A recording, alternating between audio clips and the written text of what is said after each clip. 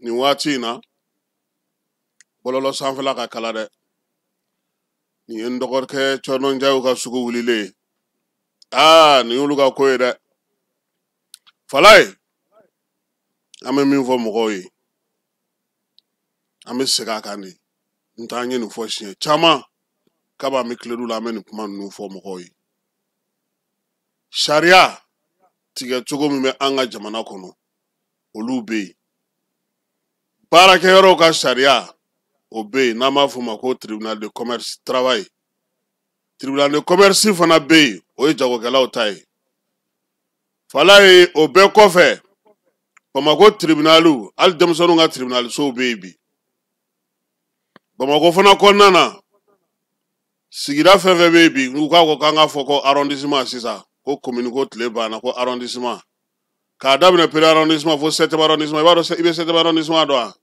O ye Kalabankɔrɔ ye ale farala Bamako kan. Wa nin bɛɛ la sous-préfet de bɛ ninnu kɔnɔ han. Olu bɛɛ kɔnɔna na kiiritigɛsow bɛ yen o ye an ka sigida kiirikow ye an ka degunw ye an ka gɛlɛyaw ye ko min m'a kɛ yɔrɔ min o kiiri ka tigɛ o sigida kɔnɔna na o kiiritigɛsow bɛ yen. Mali yɛrɛ ani diɲɛ falen sen fɛ a nana ye k'a fɔ ko wɛrɛw kun bɔlen don bi olu kan ka se ka kunbɛn. Falaye ne kɔni bɔra min kalama dunko juguya ni yuruguyurugu kɛlɛli la ne ye mɔgɔ fɔlɔ min bɛ Mali kɔnɔ yan k'o y'a procureur ye o ye Amadu Usumani Ture ye. Amadu Usumani Ture Alpha tile la ale tun ye procureur anti corruption ye. O y'a sɔrɔ commune 3 tribunal min filɛ suguba kɔnɔ n k'a fɔ ten maaw ka se k'a faamu a tun bɛ yen. Ale tun ye yen procureur ye ale kɛra juge anti corruption fɔlɔ ye. Bamako kasobon ka fɔ ko lycée technique a daminɛna ale la ale ni Ciwara Foro. Sabula Alpha yɛrɛ ka maaw ye ɲɛnajɛ fɛn fɛn kɛ ka Ciwara di maa ma Falaye directeur ba PDG baw Amadu Usumani y'a bɛɛ lajɛlen minɛ k'a bɛɛ bila kaso la dunko juguya ni yuruguyurugu sen fɛ. O Amadu Usumani Ture o de ye bi cour constitutionnel président ye. Falaye kiiritigɛla don dɛ. A waati a kun ma nɔgɔn dɛ. Ale bɔra n ye maa min ye ko lutte contre la corruption Sɔnbe Tera. Sɔnbe fana y'a ka waati kɛ ale fana tun ye commune 3nan procureur ye. Sɔnbe nana bɔ yen hakili la o tun y'a ko la tɛmɛ tuguni maa min mana kɛ commune 3nan procureur ye o bɛ k'a ye. Laban ye min bɔra min kalama o ye an ka ministre yɛrɛ ye sisan Kasoge ale fana kɛra juge anti corruption ye. Kasoge ale kɛlen ministre ye maa min ye ale nɔrɔ bila yanni ko ka sigi sen kelen kan sabula min ye pôle in ye a tun bɛ baara kɛ mais a ka minɛnw n'a ka makamaw n'a ka fɛnw bɛɛ lajɛlen o tun bɛ commune 3nan procureur ale de bolo. Kasoge taalen sibititi min tun b'a kɛrɛfɛ n'o ka surun a la n'o tun bɛ kow ɲɛdɔn kosɛbɛ o ye Usumani Fati Ayidara ye. Usumani Fati o de ye sigida 5nan procureur ye bi commune 5 procureur ye ale ye bi o ye yɔrɔ kalifalen don ale la Falaye. Nka bi bi in na sigida fɔlɔ fo sigida 7nan Bamakɔ kɔnɔ olu procureur minnu bɛ olu kɛrɛfɛ u ye procureur sigi fana min bɛ dunko juguya ni yuruguyurugu kunna o ye Agisa ye bi. O fana kɛrɛfɛ Bamanci wale ni wale kɛbaw olu fana ka kiiribulon fana sigilen don n'o ye n'o ye criminalité ni terrorisme ye o fana sigilen don. Kiiribulon min bɛ bi n'o tɔgɔ bɛ bɛɛ la su ani tile o ye Dagabana Adama ka yɔrɔ ye. Falaye ale ni sariyaso in si tɔ si tɛ kelen ye. Ni pôle économique ye minɛ k'i ye wari dun i ye dunko juguya kɛ i ye yuruguyurugu kɛ Falaye n'i ye ministre kɔrɔ ye pôle maaw tɛ se k'i ɲininka u b'i bila ka taa min cour suprême olu ka bolofara dɔ bɛ yen Timbo b'o kunna i n'ale bɛ taa ko ɲɛnabɔ ye. Sɛgɛsɛgɛliw senfɛ Falaye ni cybercriminalité y'i minɛ ha i ye ministre ye o t'a la dɛ i ye député kɔrɔ ye o t'a la dɛ birifini foyi de tɛ yen ale sariya la min bɛ da i kan k'i mago to o de tɛ yen mɛnɛ fo mɔgɔw k'o de faamuya ale kɔrɔ ye min ye i b'o dɔn wa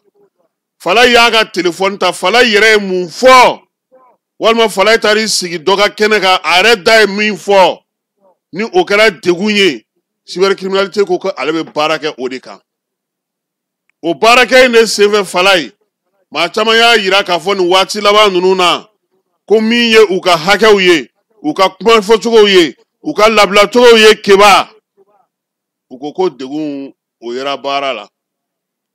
sabula kunnafonidila kɔni ale su ni tile da de b'a bolo kuma tɛ ni arajo baarakɛla ye keba anw dun fana an ni jeliw fana man jan ɲɔgɔn na an ni avocaw man jan ɲɔgɔn na o bɛɛ kɔfɛ maliyɛn yɛrɛ bɛɛ lajɛlen kɛra bɔlɔlɔka kumakɛla ye bi o de la min ye adama ka baara a ka gɛlɛn nka ni maa min seri kɛcogo la fɛn damadɔw bɛ yen keba ni maa min bɛ se ka kuma k'a sɔrɔ i m'o kɛ i ma maa tɔgɔ fɔ i ma maa ka dugu tɔgɔ fɔ i ma maa ka kabila tɔgɔ fɔ wa hali o yɛrɛ la i kɔlɔsi dɛ ko dɔ ka kɛ sisan e ka fɛn fɔ min n'o taamasiyɛn bɔlen don fana a bɔlen don ɲɔgɔn fɛ n'o ye wulikajɔ kɛ i bɛ taa dɛ a ka kɛ sisan jelimuso ninnu minɛlen tɛ nin e ka fɛn dɔ fɔ k'olu kɔrɔma tigɛ min bɛ bɛn n'u ka waleya ye maa min bɛ u ka soladon na n'o wulila k'a jɔ k'a fɔ ko tiɲɛ don babani bigini ale ni maramba u minɛnen don u bɛ kaso la nka min ye karima masina ye a sigilen don a bɛ k'u kɔrɔma tigɛ cogo min a bɛ ka ko in lajuguya cogo min o sigana bɛ anw na a y'a wele k'a ɲininka u b'i wele sariya min a ma nɔgɔn dɛ c'est pour que an b'a fɔ mɔgɔw ɲɛna kuma caman u k'u kɔlɔsi kuma tɛ maa minnu bɛ yen n'olu kɔni ka baara ye kuma ye u k'u kɔlɔsi cybercriminalité ye a baara gɛlɛmanba yɛrɛ ye mun ye o ye n'i ye ko min kɛ bɔlɔlɔ kan i y'a kɛ WhatsApp kan i y'a kɛ TikTok kan i y'a kɛ réseaux sociaux fan o fan kan ka dan kari maa la o bɛ yen nka fɛn dɔw fana bɛ yen olu bɛ kɛ bɔlɔlɔ sanfɛ n'o kojuguba sugu dɔw ye olu fana b'a fɔ k'i ka taa n'o ye cyber anti criminalité mɔgɔw fɛ yen olu tɛ se k'o fana kɛ olu danfaraw bɛ yen c'est pour que an b'a fɔ mɔgɔw ɲɛna ale sariya in n tɔgɔ ye ko dugutigi n tɔgɔ ye ko jamanakuntigi n tɔgɔ ye ko minisiri n ye député kura fara kɔrɔlen kan k'a fɔ ko magan dɔ de bɛ yen ko dɔ bɛ kɛ i ye a ka gɛlɛn dɛ wa ale kelen de la fana maa tɛ taa plainte don maa nɔ na k'a fɔ sisan ko dɔ kɛra Falaye la ko kɛba wulila ka taa Falaye yɛrɛ de bɛ taa wa Falaye yɛrɛ de bɛ lamɛn i ka bonya t'o la walima i b'a to yen o kɔni de don dɛ k'a fɔ ko n ye n ka avocat bila ko ka taga i yɛrɛ de bɛ taa wa ni ko kɛra cogo o cogo i yɛrɛ de bɛ lamɛn fɛɛrɛ fɛn fɛn bɛ tigɛ sa i ka se ka lamɛn i kɔni bɛ lamɛn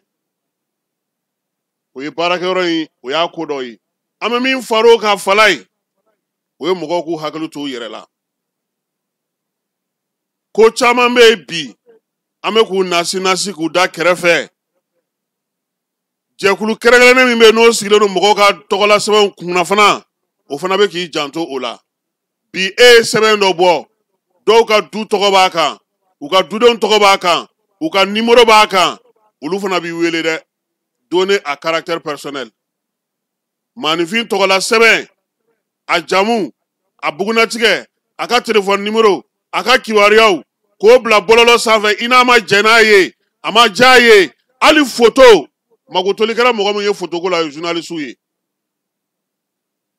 an k'a fɔ k'a pereperela tigɛ dɛ hali photo k'a kɛ sisan ko e ni dɔ bɛ ɲɔgɔn na k'o photo ta k'o bila n'a wulili nɔfɛ i bɛ wele ka ɲininka dɛ nka n'i ye journaliste ye magoto kɛlen don olu ye a ko la wa fɛn min bɛ yen ni mɔgɔ caman t'o kalama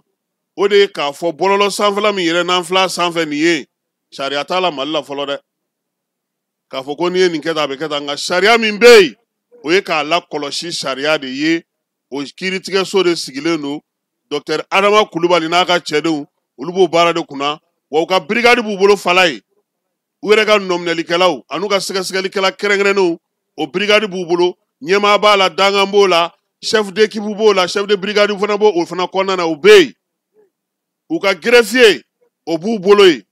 u ka kiiritigɛso o b'a kɔnɔna na yen u bɛ kiiri tigɛ ntɛnɛn o ntɛnɛn ani alamisa o alamisa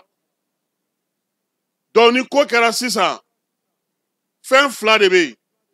Adama ɲɛ ye fɛn dɔ ye min tɛ bɛn jamana kɔnɔ a b'i wele a bɛ se k'a f'i ɲɛna Fala ye an ye nin ye e de y'a kɛ an b'i deli a ɲɔgɔnna wɛrɛ ka n'i sɔrɔ filanan weleli tɛ yɛrɛ Fala ye n'i taara sego kelen kan Adama b'i di a ka sɛgɛsɛgɛlikɛlaw ma n'olu y'i ɲininka i bɛna ale Adama kelen yɛrɛ fɛ yen tuguni keba anw ko k'e kana nin kɛ e bɔra e ye layidu d'aw ma e taara sigi a kan dɛ sisan an t'a ko lajɛ sa o de la n'a ka d'a ye ale yɛrɛ a bɛ fɔ o de ma ko autosaisie procureur yɛrɛ ɲɛ mana min ye ka danganiya kan ale bɛ se ka wuli ka jɔ kɛ k'a ka sɛgɛsɛgɛli kɛ ka nɔminali kɛ o ye a yɛrɛ bɛ se k'o kɛ o ye k'i yɛrɛ autosaisie ye filanan ye mun ye keba ye fɛn dɔ fɔ ne ma a ma bɛn ne ma ne bɛ wuli ka tugu u fɛ yen keba bɛ wele ka ɲininka ne yɛrɛ fana bɛ tila ka wele ka ɲininka Fala y'a tibitaba dɔ bɛ taa se kalo 4 ma dɛ